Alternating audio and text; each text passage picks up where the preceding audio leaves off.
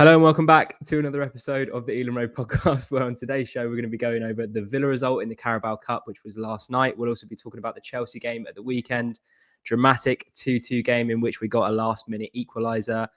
Dan and I are recording this at 7:30 on Wednesday morning, so it's bright and early. It's raw reaction. Dan, are you tired? I'm very tired. Yeah, I think you might have to edit a lot out of this episode. By the end of it, we never normally record this early, but yeah, I'll try and remember what happened last night and also at the weekend. I hope there's not too much edits because I'm keen to get this out as soon as we can. But yeah, just before we get going, remember, drop a comment down below, subscribe to the YouTube and Spotify channels, follow us on the socials at the Ealing Road on Twitter, at Ealing Road Pod on Instagram. Tweet of the week. I've got a lot for tweet of the week this week, actually. From last night mainly, and then like just a couple of other bits. But I thought some of the Hakon Valdimarsson, some people went far too early, basically, with the Hakon Valdimarsson slander yesterday. So I thought I'd read out a couple. Ghost of Champ JC, regular feature on Tweet of the Week. He tweeted at half-time, I believe, the video of that Arsenal Fan TV guy saying he has to go. And then he quote retweeted it after the penalty shootout with, "Won't have a bad word to say about my sweet Icelandic prince, you bunch of bastards." So that was one. Tom Ritchie, friend of the podcast, Valdimarsson is levels below Flecken, and that's saying something. Absolutely pony. Oh, he clipped a clean sheet against England. He can't pass 2 yards. He then quote retweeted that with "got hacked." And then my favourite one of the bunch was Will McClatchy, called Valdimarsson absolute bozo. Flecken levels of idiot. And then he just replied with "fair play" with a quote retweet. Some switch up or some first half and second half from Valdimarsson last night, Dan.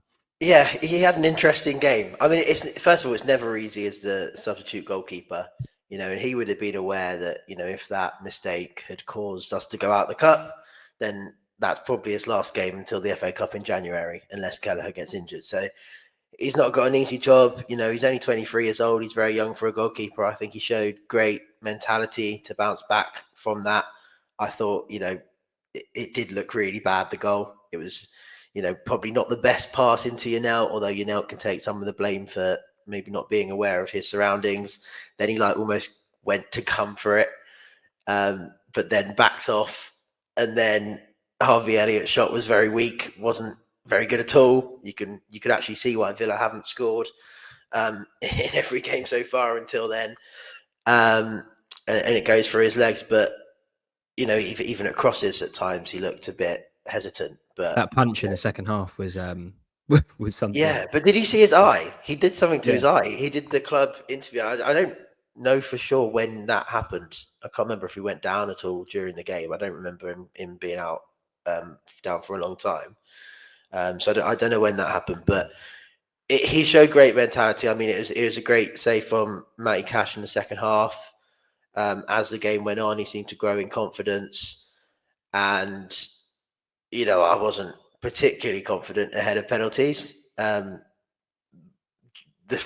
Also because a lot of the players that we had on the pitch, I've not really seen many of them take penalties before, but 2 great saves. He knew where to go. He'd obviously prepared for it. I thought he was good against Bournemouth as well. I thought that was a really solid game from him against Bournemouth, and I saw some people actually saying that he should play instead of Kelleher after that game. So it's always difficult with him. We're never going to see him play too often, so it's hard to judge what he'd be like with a consistent run in the team. And in a way, I hope we never find out, because that means Kelleher has got injured and we're only down to him as a goalkeeper. But he seems a better backup to what we've had in the past, which I don't think is saying a lot, because we've always had problems with goalkeepers. Yeah. I thought it was interesting in Hakon's post-match with the club that he said it's so nice to have a manager that trusts you as much as Keith Andrews does, and I think that goes for a lot of other players too. And we'll get into that in a little bit. But first, another kind of thing that started happening on Brentford Twitter. I don't know if it's just like a trend because of this whole. Well, I think it started with Hull City's "You've been mauled by the Tigers." That would have your head on Mars if that was getting sung at you somewhere. And then this season, I think we might have spoken about it on the pod, but Bradford have started singing "You've been pecked by the chickens," whenever they beat a team. But basically, when we played Villa or when we've got a win, there are some new memes coming out and they make me absolutely cackle. So I'm just going to read a few out. Villa's response when Villa did the full-time tweet. Some of these pictures came out, and the first one is you've just been stung by the bees with a picture of Busby and Buzzette. Another one says you've just been stopped by the bus stop with a picture of Hounslow bus stop. We've got another one. You've just been dangoed with a picture of Dango Watara's face photoshopped onto a can of Tango. Maybe my favorite one. You've just been pollinated by the bees. Definitely going to be using that to boil some piss at some point. And then another one. You've just been yeehaw yarmanooked. That's you've been yeehaw yarmanooked. Dan, you said you're too old for all that malarkey. I beg to differ. I think for the next pod we should come with our own Brentford meme, and we could vote who's the best one. It's too early for me to think of one right now. Very, very, very early, but it just makes for great reading. It's definitely an acquired taste, but it did make me laugh, kind of just scrolling through the replies to Villa's full-time tweets and seeing this bountiful new kind of arsenal of Brentford memes that we can throw at opposition clubs when we beat them. The last thing I have to say about Tweet of the Week is that it has been awfully, awfully quiet from the usual suspects on Twitter this week, Dan. I don't know if you've noticed it, but doing this podcast section every week, we normally get some meltdown after we lost. But the performances against Chelsea and Villa in League and Cup, from the usual suspects, there's not been much, which is surprising, I guess. I think if we lose at the weekend, they'll be back. So I think that's always how it works. I think you've got to give Keith Andrews some credit. Obviously after that Sunderland game, it's horrible when you have a 2-week break, you can't put things right. I said on the last pod that I thought that we actually probably could frustrate Chelsea, and we did exactly that. If we had lost that game, we would have been desperately unlucky. And then doing what we did to Villa again, and this time we had more territory. We showed a bit of progression in the start. It wasn't quite so ugly as the first time we beat Villa. I know obviously both sides were heavily changed, but I mean, really, Keith Andrews only had one poor half of football, and that was the very first half of the season. So, at times maybe we could still improve, but we've not been terrible. We've been competitive in every game. So I think, I really like him. I think he speaks really well. He's clearly got ideas that are not too dissimilar from Thomas Frank, but you can see that he's inputting his own stamp on things. And I know we'll talk about it in a second, but I quite like his approach to cup games instead of Thomas Frank. Yeah, no, that's where we'll start. I have initial thoughts, but you kind of just did that. But the lineup last night, it was surprising to see that, but also at the same time I saw it and I thought, yeah, that'll probably give him a good game. So it was Valdimarsson, back five of Hickey, Vandenberg, Benjamin Arthur making his debut, who we're going to talk about later on in the episode because I thought he was excellent. Christopher Ayer, Rico Henry, midfield three of Vitaly Yanel, Anthony Malambo, Frank Onyeka, Carvalho, and Watara up top. But the bench was where I just thought, wow. And Keith Andrews touched on it after the Chelsea game. He said, I don't think I've seen a Brentford bench as strong as it was. But on our bench, we had Quivien Kelleher, Kevin Schade, Matthias Jensen, Reece Nelson, Yehoy Yamoliuk, Nathan Collins, Keane Lewis-Potter, Mikhail Damsgaard, and Michael Coyote. And every single one of those players, I would have been happy to see come off the bench if we were chasing the game. And it turned out that way. But is it kind of, and you mentioned Keith Andrews' approach to the cup games thus far, is it a combination of players being back from injury, but also Keith is finding the right balance with these lineups in the cup? It is, yeah. You can't deny he's got more depth. I mean, Malambo didn't even make the bench against Chelsea. So, we've never been in a situation like that before. That could quickly change. Obviously, Chris Ayer came off possibly injured last night. That bloke is made of glass. Honestly. Yeah. I'm also a bit worried about Igor Thiago because he was holding his hamstring a little bit before he came off against Chelsea. And then, I could guess that Henderson wouldn't be on the bench and perhaps Pinnock because they're a bit older and they played a lot of minutes at the weekend. But, Igor Thiago, I thought would have been on the bench last night if it wasn't for, a potential injury. So we'll see how that goes. And obviously we're light up front without him in the side. But yeah, the depth is really, really good. I think Benjamin Arthur was perhaps the only one that people looked at and thought, maybe I'm a bit surprised that he got the nod. But he looked comfortable. I seen that he's been playing for the Nigeria first team with Onyeka. So, he's obviously got something about him. That's not, it's not like that's a really small nation to play for. They've got some really good players, and he's getting into that team. So he looked comfortable. I think maybe he could be a bit braver on the ball in terms of trying to play forwards, but I think that will come with just experience. It's his debut. I'm sure he just didn't want to make any mistakes in his first start. But yeah, I think the difference between him and Thomas Frank is that he's rotating, but he's still keeping experience in the side. There's not too many young players. He didn't play any of them against Bournemouth, and it's only Benjamin Arthur in this one.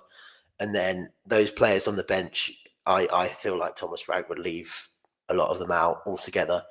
And the fact that he's willing and able to use them, he's not afraid to make those subs and make them early, like he did, at half time, and then relatively early in the second half. I know some of them are forced, but I think that just shows more intention to go and win the game. But I would be interested to see how he is if we got a lower league side in the cup. Would he still have that insurance on the bench? Because we've all been there when we play a League One club and they're sitting back and we struggle to break them down, and it perhaps goes to penalties, or we end up losing 1-0. We can't get back into the game with what's on the bench.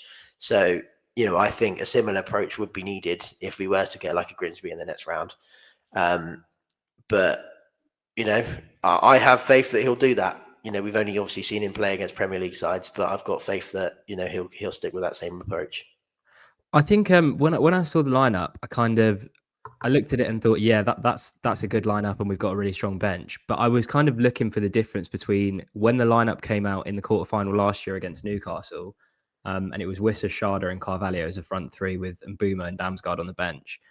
I remember thinking before that game kicked off, we've lost already, because it just struck of not taking it seriously enough, despite having beaten Newcastle in the cup.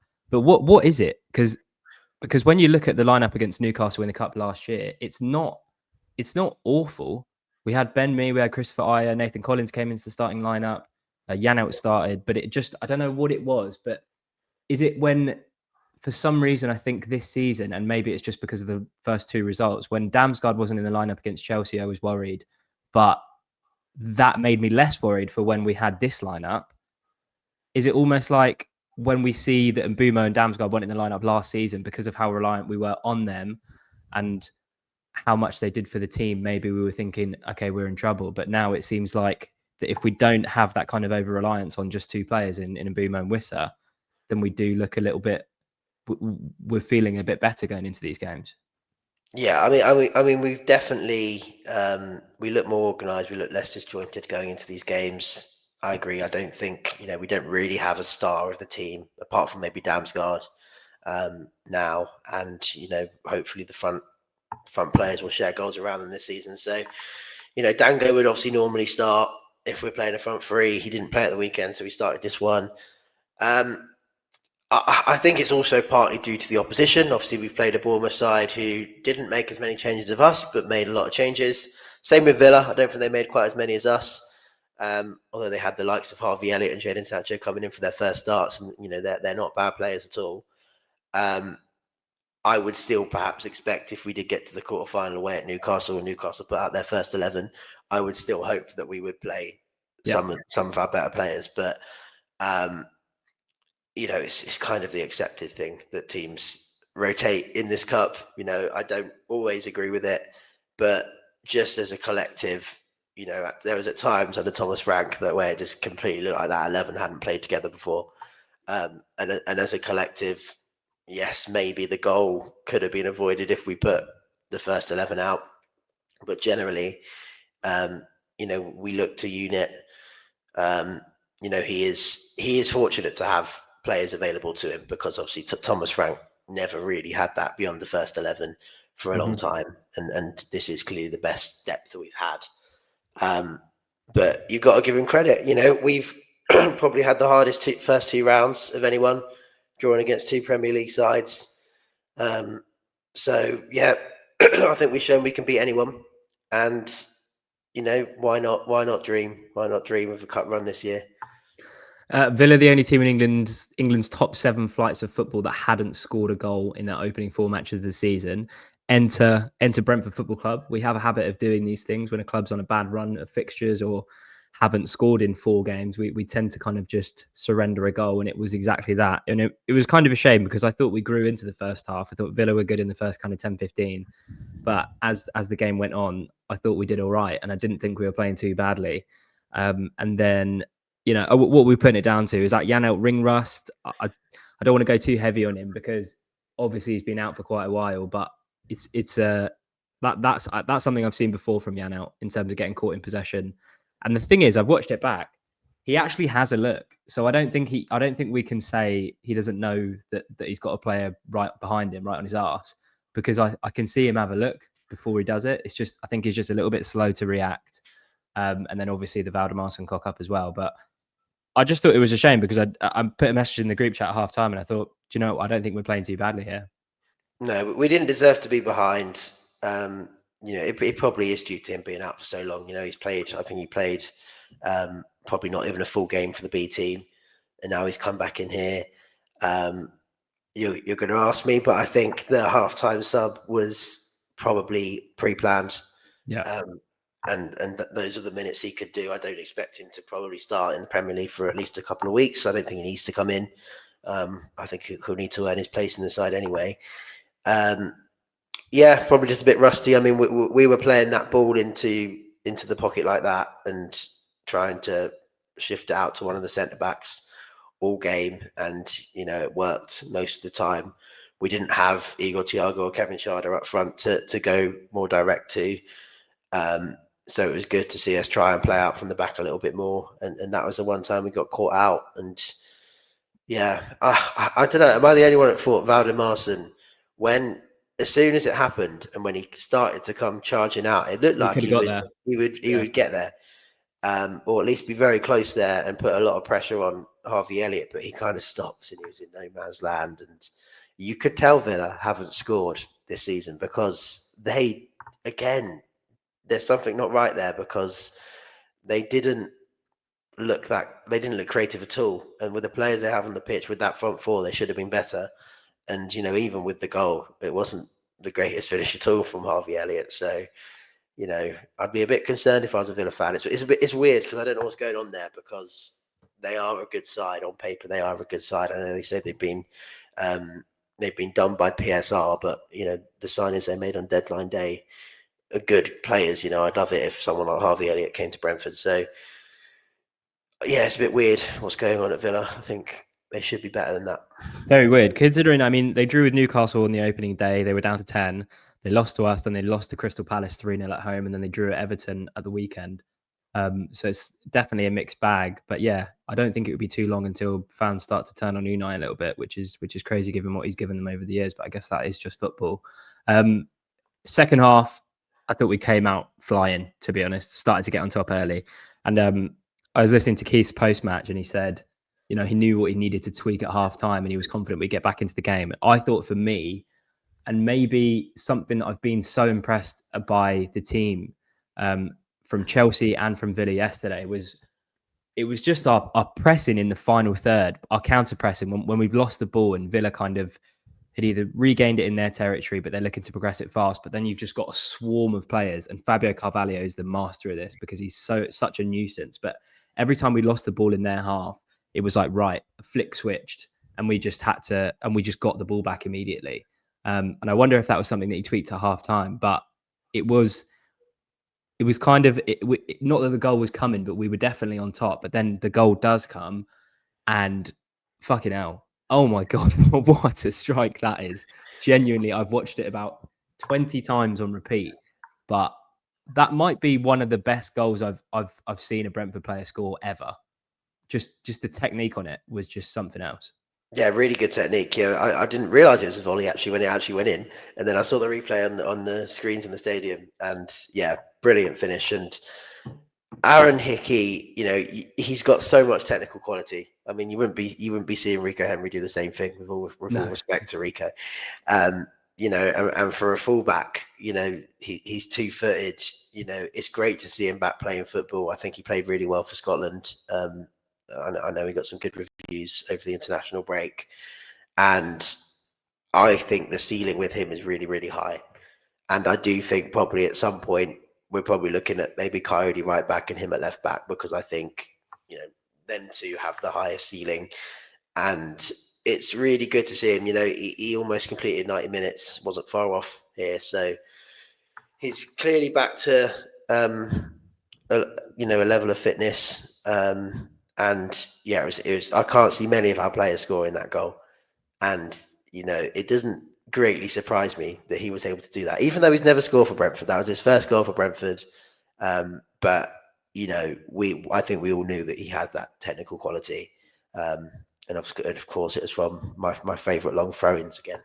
Yeah, exactly. Long throw FC. But I was watching the game with my missus and watch football regularly with my missus. And I always say, like, when we're watching a big team, and there's an absolute worldie that's been scored, I always say, who in the Brentford team is going to score a goal like that? And we have had a few, like the occasional Saman Ghoddos rocket or unreal strike from outside the box or volley or whatever it is. Sometimes Vitali used to pop up with a screamer in the Championship as well. But I always say, there's no one in our team that's going to score a goal like that. That was a goal that I just thought, wow, that was like a bit of Champions League quality there. You wouldn't it would be commonplace in the Champions League if a strike like that went in. So yeah, I feel like we don't try those things very often. I think we've I wanted always to talk about this as well. It seemed like Carvalho, and it's nice to see when our players get into positions where you can actually shoot. They're actually starting to shoot. Yeah. The quality of a lot of the shooting from range wasn't the greatest against Villa, but yeah, just what I say that over the years, especially the last few years in particular, we had that obviously Burnley game where I think we scored 2 or 3 screamers in one game, but generally we don't take those chances. It's not like we have a lot of efforts from range and that we're just missing them all the time. So Damsgaard scored a decent one for Denmark. Not quite as good as Aaron Hickey's, but I think we've got quality in the side. I think we can do that kind of thing.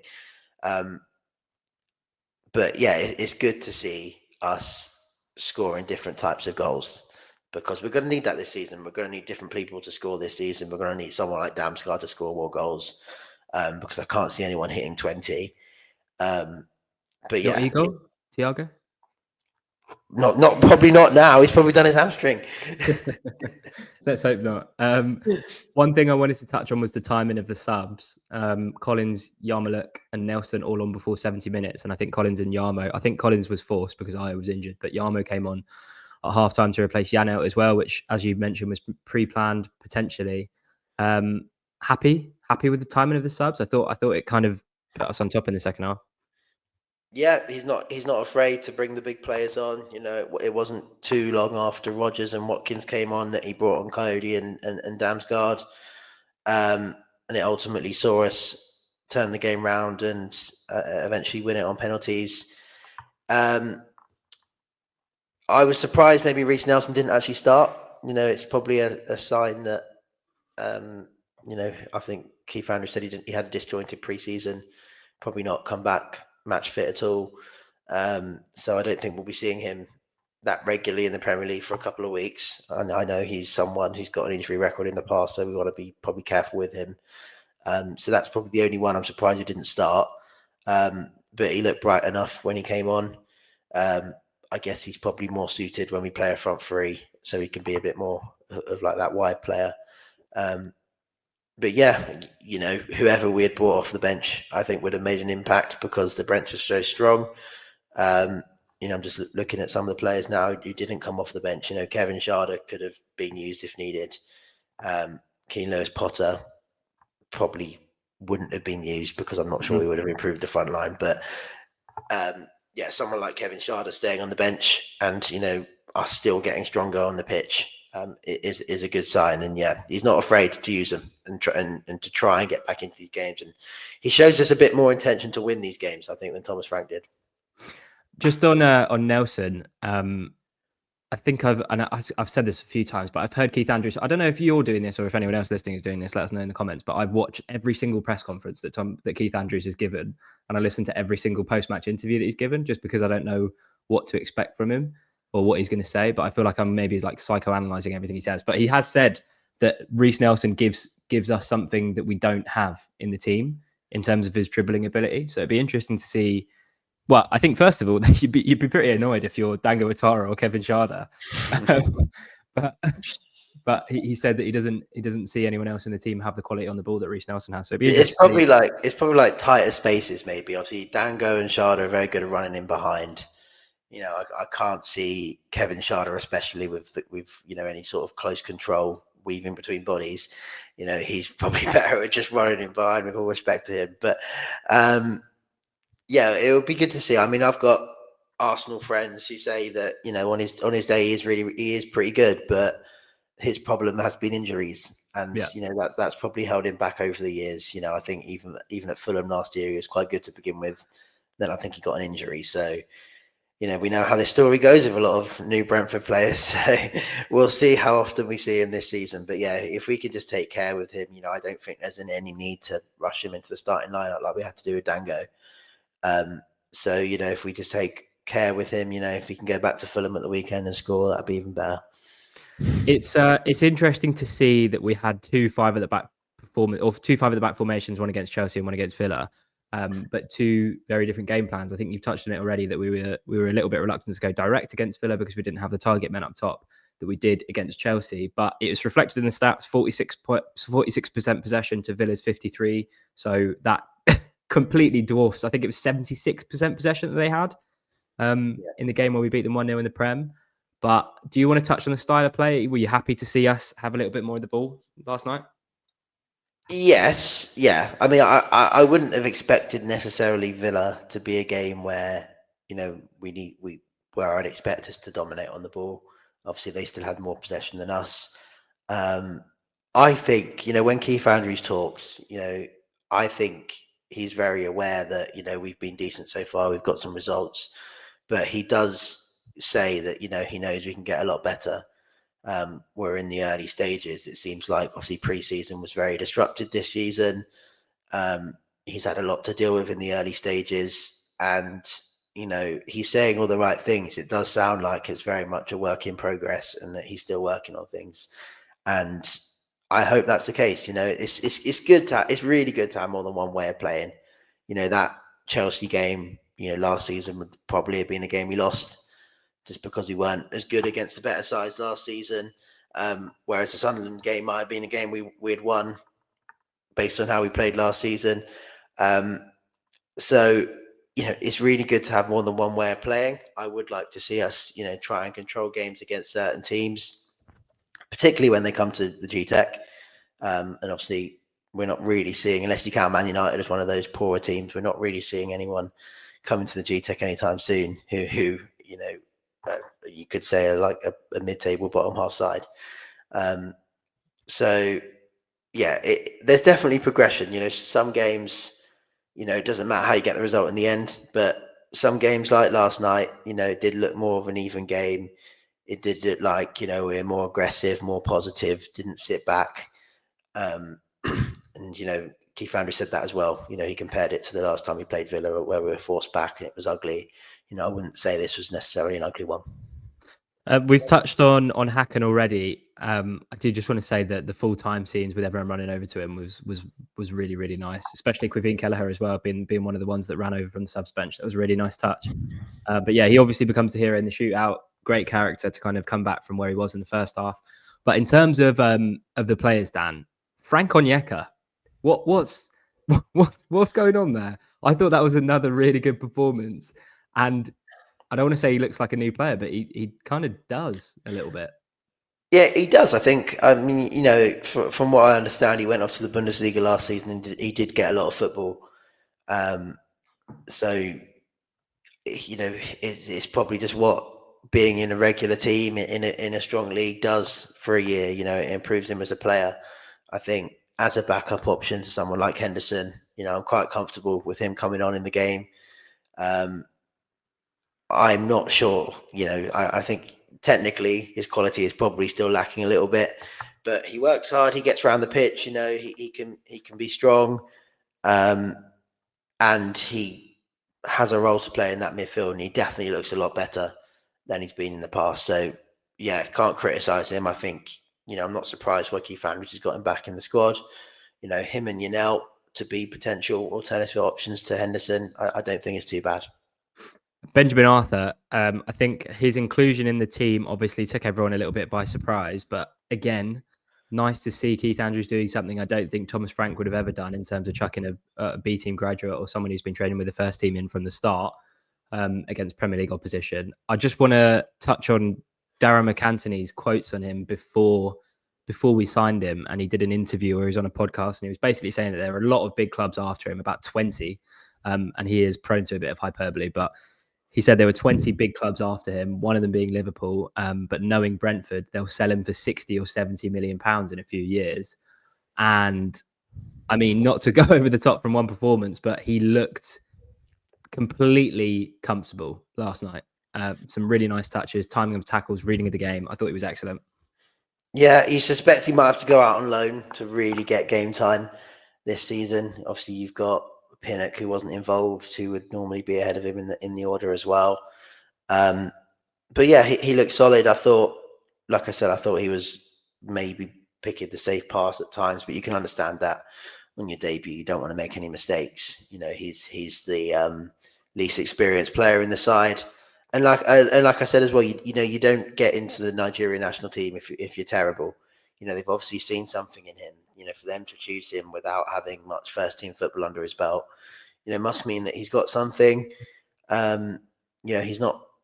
I don't think he's even come off the bench for us before. So that was his debut, and it's good that he was part of a positive performance. I think when Thomas Frank has used young players in cup games, it's often been in those games that have been a real struggle, and I'm not sure it does any good for their confidence.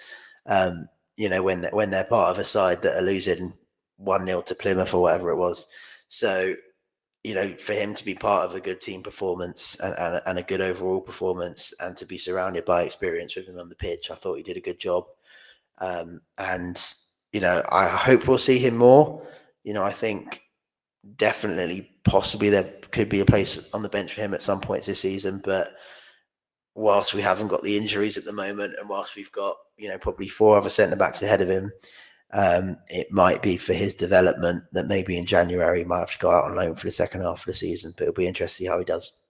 Just on, I've just Googled, because he was England's under-18 captain. He definitely did play for Nigeria, didn't he? Recently, I'm pretty sure. Unless it was, it might have been someone else. It might have been the other Benjamin. It could have. I think so, because I'm looking at his Wikipedia. It's too early, Mike. I think it might have been Benjamin Frederick now. So yeah. I'm talking about the complete wrong person. Yeah, no. I think he was playing England under-19 in 2024, and I don't think he has been capped by Nigeria. So maybe you're talking about a different Benjamin, but yes, it is. I can't wait to see the other one play.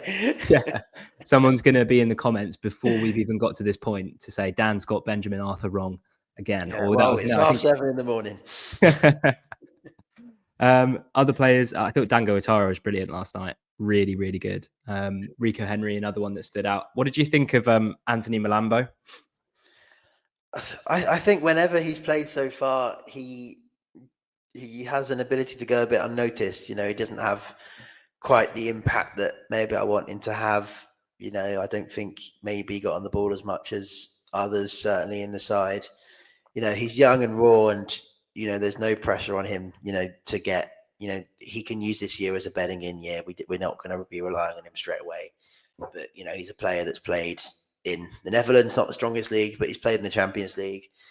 For his age, he's coming in with, pretty good experience.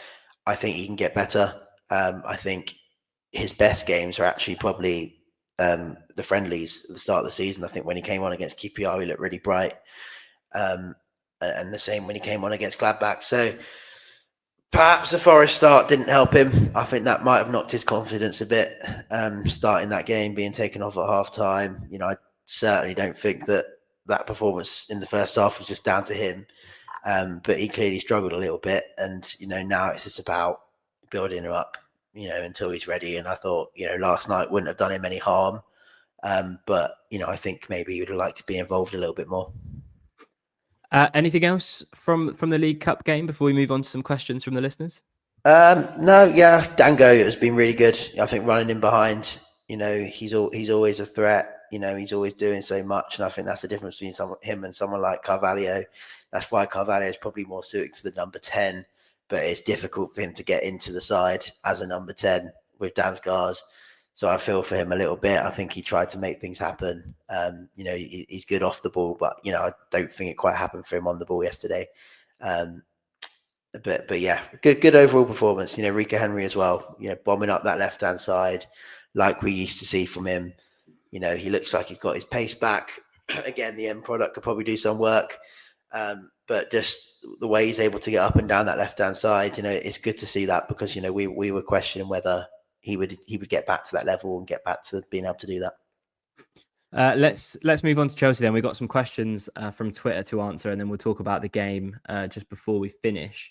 But we've got Adam Sullivan on Twitter asking, I'd love to hear your thoughts on how you think Keith Andrews has handled the first few games of the season. Personally, I think he speaks so well about the group and their ambitions. That Chelsea performance suggests the team are fully behind him. Yeah, I agree. He's done well. I think he's learned quickly from things that haven't gone well. I think he learned quickly from that Forest game, because, let's be honest, that first half against Forest was awful. Yeah. Second half was average, I guess, but it's difficult to judge because Forest had won the game by that point. But then since then, we've had some okay games. I thought Sunderland was probably an okay game, but we've not been bad at all in any of the games. And, if you take into account the 2 cup games as well, I think it's been a good start, under not the easiest of circumstances. There'll be easier times where he can be manager of Brentford than this summer just gone. And, everyone clearly believes in him. We've got better squad depth than ever. He has not been afraid to make changes to this team. And those changes have normally come after, he's realised something in the last game didn't work. And, he's learning quickly. I mean, his job is not an easy one. Imagine just being thrusted in to be a Premier League manager. But yeah, I'm not worried. And I think even the people that were worried were probably more worried about how the Premier League in general looks so competitive this season, rather than just us individually. And, we got that result against Chelsea. We've got a lot of tough home games coming up, but based on how we've been playing, Man United's up next. They're not untouchable. I don't see why we can't do something similar to them. I think that we have another chance to end a Man United manager's career at Man United, like we did last season with Ten Hag, but we ended up bottling that. If they lose against Chelsea on Saturday, I do think surely they'd have to pull the trigger on Amorim should they lose against us at the Gtech. But we do have a chance. But just on Keith, I think he's done phenomenally well, to be honest. I think, like you said, we've had realistically one bad half of football this season. I thought you said that at the top, and it's so poignant because I think going into the season, and I want to say most sensible Brentford fans, it feels like from the outside the house was falling down, but I want to say that most sensible Brentford fans weren't massively worried. Obviously, it's a lot of change, but the way Keith has navigated it, the tactical flexibility that we've seen from Keith in terms of switching to a back 5, different approaches games, a back 4 against Sunderland, I think, first of all, it's very Thomas Frank-esque, and I don't know what people would have expected considering that he learnt under Thomas Frank for a year. But I just think he's handled it really, really well. The whole Wissa thing as well, I thought he came out really well from that too. And yeah, I think the Chelsea game I did think it could be a bit of a turning point in the season, because I think if we'd have lost that game, it would have been a bit doom and gloom. And there would have been people saying, well, we went with the wrong approach. We didn't have a shot on target or stuff like that. But I just do think that seemed like vindication for the game plan. So yeah, full props to Keith Andrews. I think he's proven a lot of people wrong. And it'll be interesting to see where we are in kind of 6, 7, 8 games time, because with the run of fixtures we've got, but with how we played against Chelsea, I do think we can pick up some points in some of these tougher games coming up. So yeah, Keith, keep doing what you're doing. Richard McDougall on Twitter, for the first time for a while, I think we have a clear first choice 11. Kelleher, Coyote, Collins, Vandenberg, KLP, Hendo, Yarmo, Dams, Sharda, Thiago, Dango, Ethan for Dango if we're going 5-3-2. Other than due to injury, can you see anyone else breaking into the team? Aaron Hickey, I think we said before the season that eventually we probably see Hickey and Coyote as the fullbacks with the highest ceiling. I still think that. So I think he could break it at some point. I think between Christopher Ayer and Ethan Pinnock, if it's a back five, I don't mind too much. I was a bit concerned when I saw Pinnock was starting the other day, just because, what we saw from him last season, he was slowing down a little bit, but you could see that he's on the edge at times when he's trying to, do things at pace. But he was good. He was good at the weekend. So I could see Christopher Ayer coming in maybe for Ethan Pinnock at times if it's a back five. But yeah, other than that, I think that midfield three are locked down. I think the front three for now are locked down, although Sharda, it very much depends on his performances, because before the Chelsea game, I wouldn't have probably minded if he was dropped for a game. But yeah, I think everyone else is probably locked down for now, but it's good to see the depth on the bench and there are options. So, if someone's not having a good day, I think, it's easier to take them off. We don't have, someone like Brian and Mbeumo who basically never got substituted anymore. David Stratton on Twitter is asking, it'd be good to hear your opinions on the comments Steve Nicol made about Brentford on ESPN after Saturday's game. I watched on YouTube. Apparently we were really awful and he doesn't remember the 4 attempts we had on goal. Is he expecting us to go toe to toe? I watched this video this morning because I saw the question. He must be a closet Chelsea fan, because he said this team will struggle big time this season. Chelsea threw it away. It was a robbery. But yeah, I guess that kind of tees you up for the initial thoughts from the Chelsea game, Dan. No, I thought if we had lost that game, we would have been very, very unlucky. Of course, we're going to go into it with a game plan. Of course, we're going to, play in the back five and be difficult to break down at times. And then, of course, we're going to be more direct going forward against a side like that. That's the way to get results against sides who have more technical quality than us. We're not going to start trying to play like prime Barcelona, as much as I'd love us to. But not in this one, not in this game. That's why I was quite confident beforehand, that we'd frustrate them and maybe nick something. I probably didn't expect 2-2. I probably expected less goals, maybe even a 0-0 or 1-0. But we were good. Again, we don't give an awful lot away despite allowing the opposition to have the ball a lot of the time. It was only really in the second half when Palmer came on, I probably gave him a bit too much space, and that caused Chelsea ultimately to get back in the game. But in terms of us and our chances, again, we took our moment. I thought the first half was a bit similar to the Villa League game, actually, in that, we didn't give much away at all. We had the big chance of the half and we took it when it came. And I think that's all you can ask. And that's the blueprint to beating these better sides. Clear game plan from Keith. You said it already. I think what made the result kind of particularly impressive was no Dams in the starting lineup, which caught us all by surprise. I think we were all worried pre-match. And then I actually noticed that in Keith Andrews' press conference before Villa, he said that Dams was going to miss out. So it was a surprise to see him on the bench. I like that. A bit shithousery from Keith. But we have to talk about Jordan Henderson's pass for Kevin Sharda, because I think that's the assist of the season so far.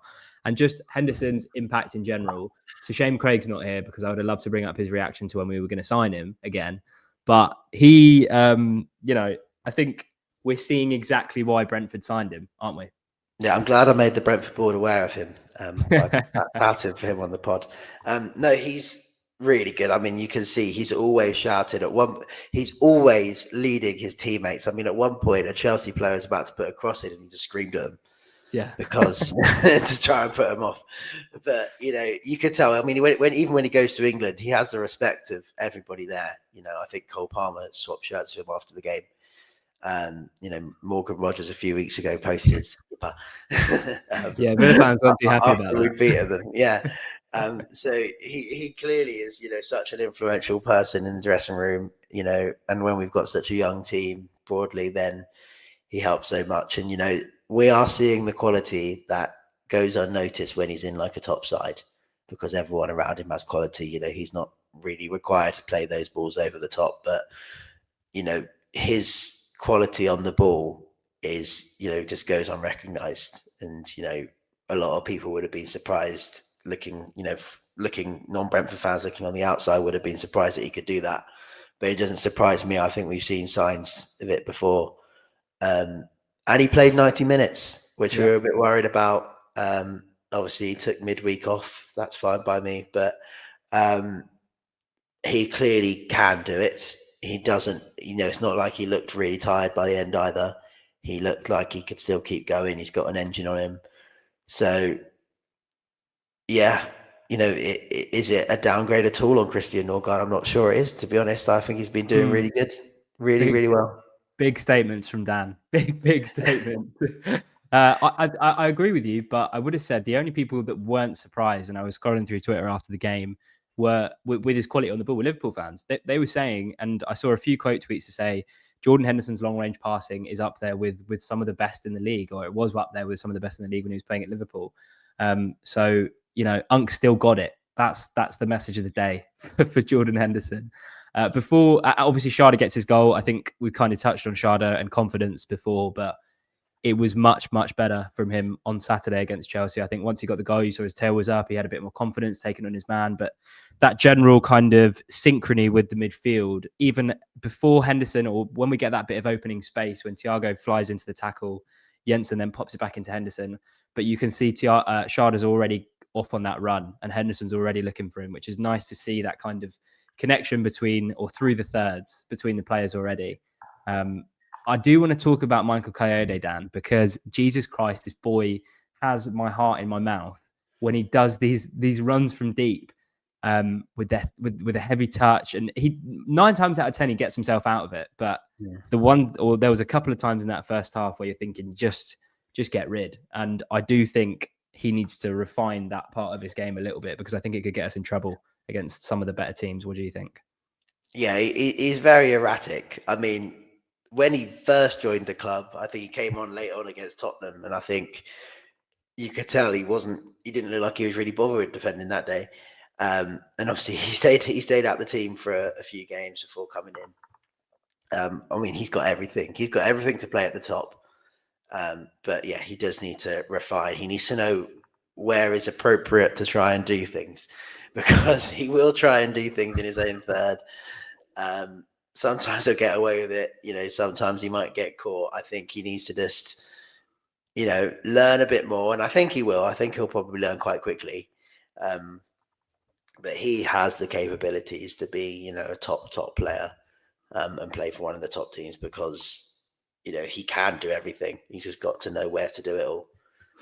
We've touched on Cole Palmer. I think we knew that Chelsea would kind of bring on the big guns at some point if the result wasn't going their way. And Cole Palmer just changed the game, really. Scored within 5 minutes. I thought he was kind of operating in between our lines of midfield and defence. We didn't really know where he was, but when he got on the ball, I thought like you mentioned, we were just giving him a bit too much time. But I think that's expected given how much we were running in the game. I think fatigue played a massive part. But I will say that save from Quivin Kelleher at 1-1 was absolutely massive. And considering the kind of backlash and the reactive guff that some people were coming out with post Sunderland about the save, yes, it was a mistake, but I don't think we've seen anything from him to suggest that he's any worse than Flecken. I think he's a considerable improvement on Mark Flecken, but a big save to keep us in the game. In terms of the second goal, I think, I don't want to dig him out, but I think Sharda has to be doing better for me. He got to anticipate the pass, or he's just got to get to Caicedo quicker, because I think if he does, with Caicedo taking an extra touch on the edge of the box, I think he gets there. But yeah, I think on Kelleher and on Caicedo's goal, what are you thinking on that?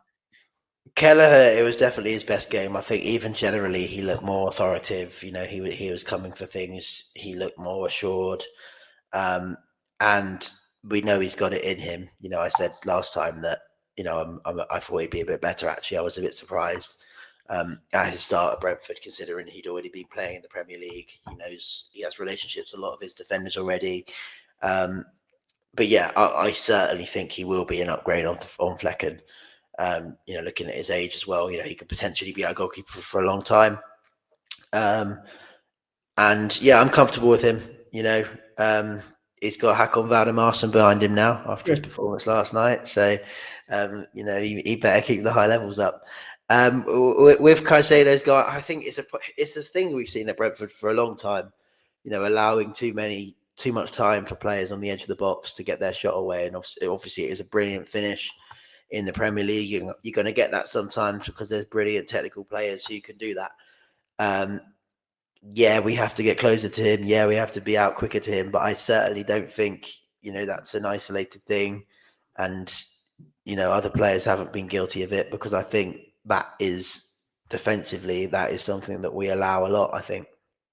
We had a question from Bag of Donuts on Twitter, and he said, subs were questionable. What would you have done instead?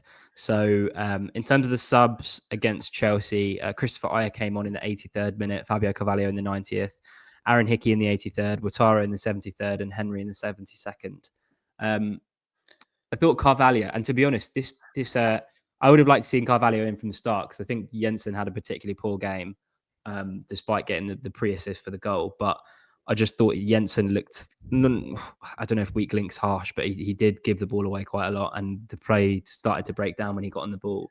But I didn't think the subs, apart from Carvalho, I think he needed to come on earlier. But I just think people are maybe underestimating the value of changing fullbacks in the system that we're playing with, Keith.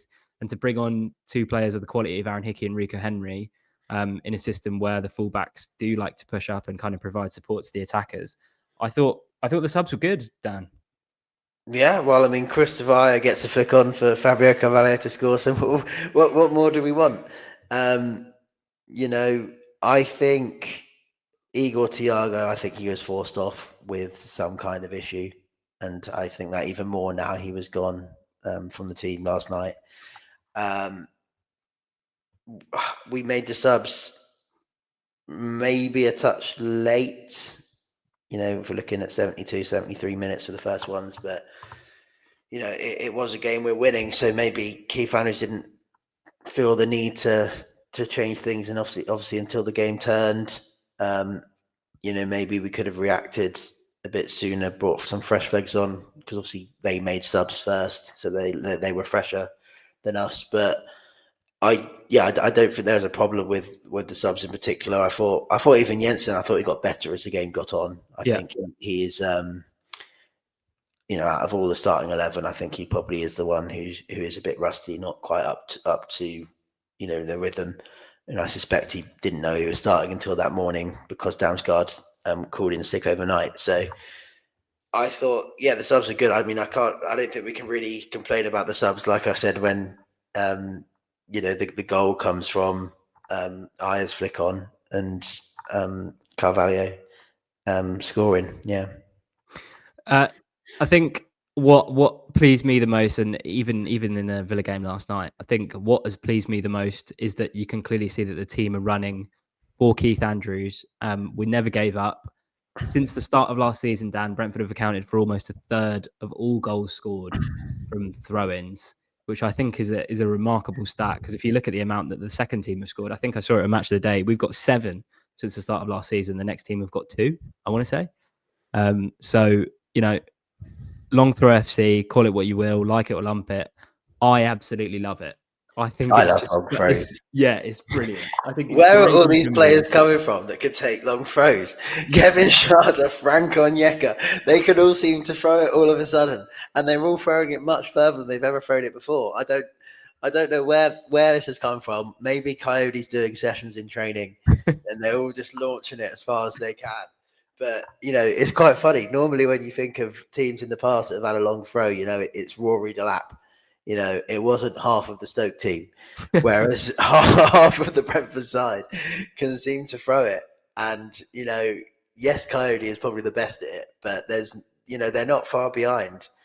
Even Frank Onyeka last night, I was thinking, who's going to take it? Because there was no Pinnock on the pitch, no Jensen on the pitch, no Schade on the pitch, and no Coyote on the pitch. But no problem. Bring on the next one. So I think we'll always have a long throw, no matter who's on the pitch. Fab gets his moment in front of the West Stand. I think we've touched on it, fully deserved. I do want to chat about Igor Thiago, because until he went off injured, I thought that was his best game in a Brentford shirt by a country mile. He was winning duels.